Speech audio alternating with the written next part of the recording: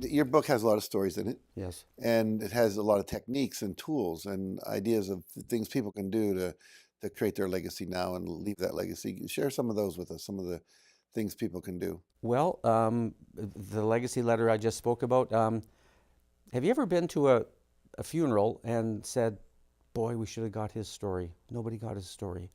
We all let people go, and they have the stories go with them. So I teach a lot about getting those stories. So your story, then their story, and then I talk about how to create new legacies using your signature strengths and values. And here's some ways to do it. And anybody, if they're able to clarify their strengths and values, their talents and strengths and values, they can start creating little legacies right now, and they just need to be small to start. And then if you want to begin an international charity, fine, fill your boots, go crazy. If those skills and talents will take you there, do it. So it's really once defining who you are with your values, skills, and talents, and then your imagination is the limit. And the stories are kind of in the book are a catalyst for the new person's imagination to say, oh, well, if Jack did that, I could do this.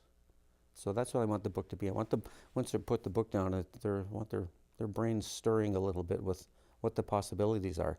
And it's not work. It's not heavy. It's fun.